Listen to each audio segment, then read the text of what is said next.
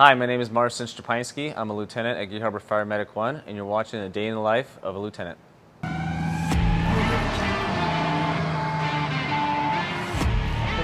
251, Engine 52, Engine 51, Jet 58, MSO 51, and Medic 51, Channel Charlie 5.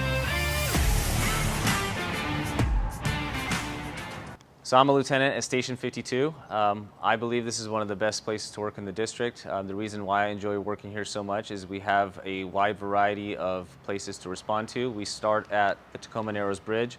We serve uptown Gig Harbor, and so we have everything from apartments to convalescent homes to residences that single-family homes that we respond to. So in the day of the life of a lieutenant here at Gig Harbor Fire, my primary responsibility is to make sure that everything in the station, from the apparatus to the people, are good to go. That way, when we have alarms, whether it's a medical call or a house fire or MVCs, which are motor vehicle accidents, I'm the first, what we call an IC, it's an incident commander.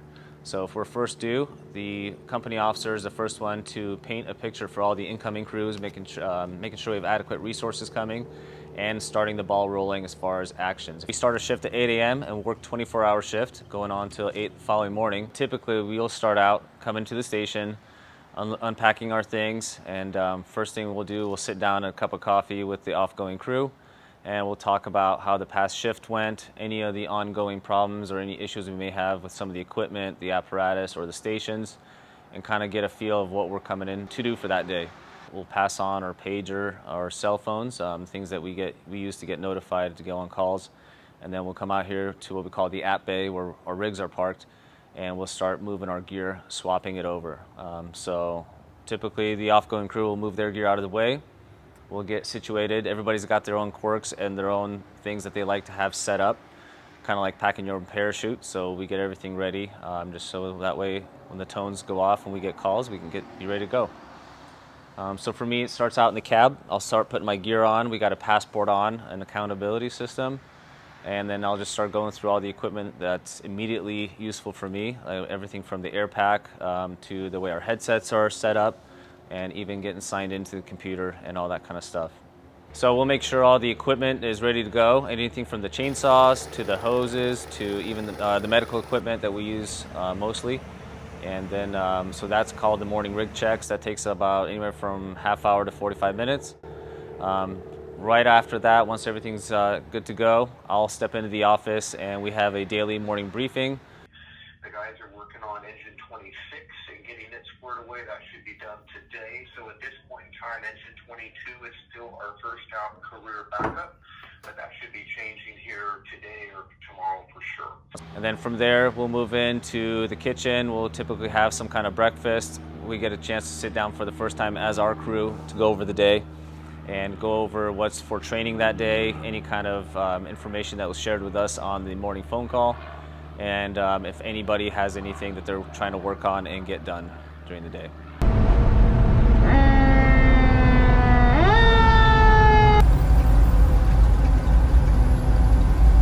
Any injury from the fall? No.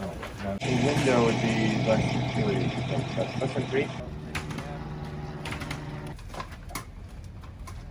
So we just went on a medical call for an elderly patient that had a fall, potentially with some stroke symptoms. So as my role, I'm here to be a liaison to the family, gather information, and pass along that info to the incoming crews, so that way they can pass that info to the hospital and provide treatment and history.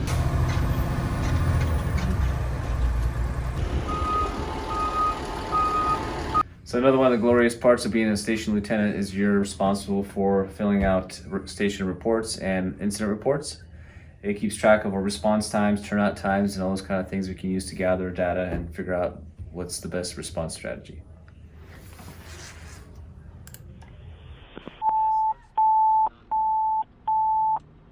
Engine 52, and Medic 59, Channel Charlie 2, ALF, allergic reaction, St. Anthony Prompt Care, 4700, Point Fosdick Drive, map number 108.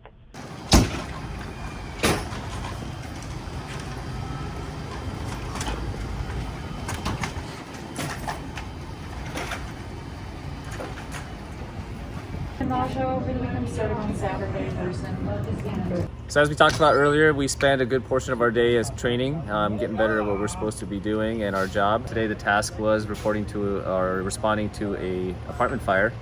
And so as the second engine arriving on scene, typically we report to side Charlie, which for us is the backside of the house or the apartment. And our goal is to confirm the location of the fire, or like in today's instance is to look for any potential rescues. So today we had a simulated adult victim trapped with a baby on a balcony. And so as a crew, we went to work laddering the building and helping the person down out of the balcony onto the ground to safety and awaiting medical care.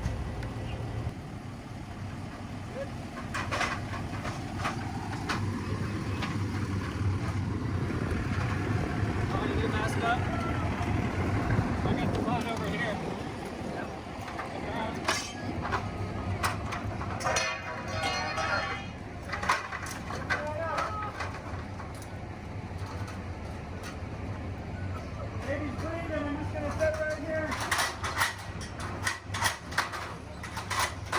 We got a baby that is crying.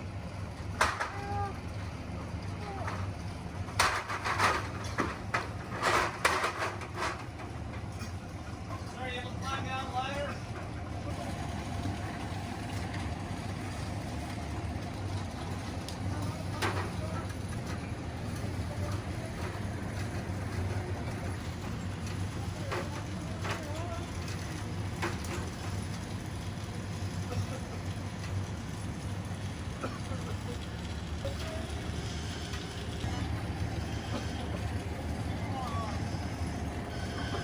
One attempt to radio to command, and we're going to waste more time than that so we can go to work. So I said Engine 52 report victim on balcony 42. Right. The effecting ladder rescue, I think I said. And that's good, right? So whether you say rescue mode or not, right, the command's gonna get that you need resources.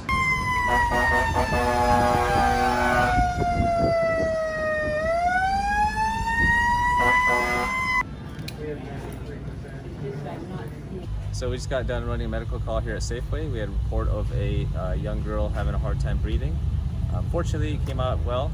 She was able to get back to normal, and then we assisted the family by transporting them home.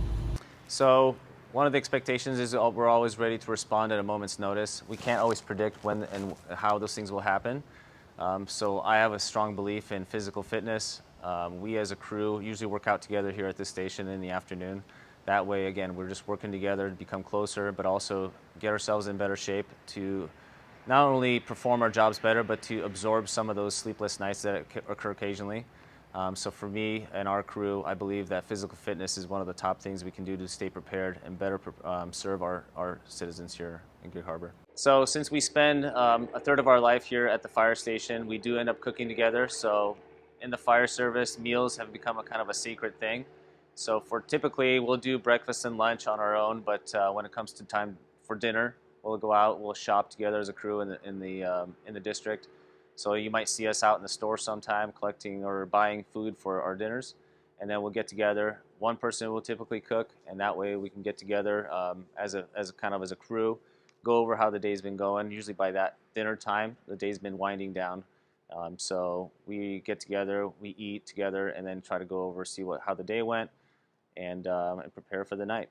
Since we're here for 24 hours, usually after dinner, the day kind of starts winding down. What we'll do is what we call nightlies. We'll go around the station, we'll collect trash, and kind of do some janitorial work to make sure that the station, as we hand it off the following day, it's in good shape. So that way we're cleaning up after ourselves.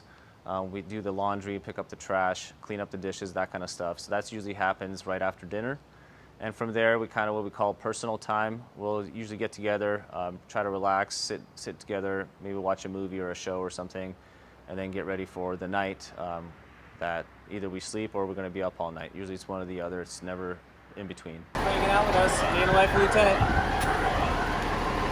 Battalion Chief 51, Engine 51, Engine 52, MSO 51.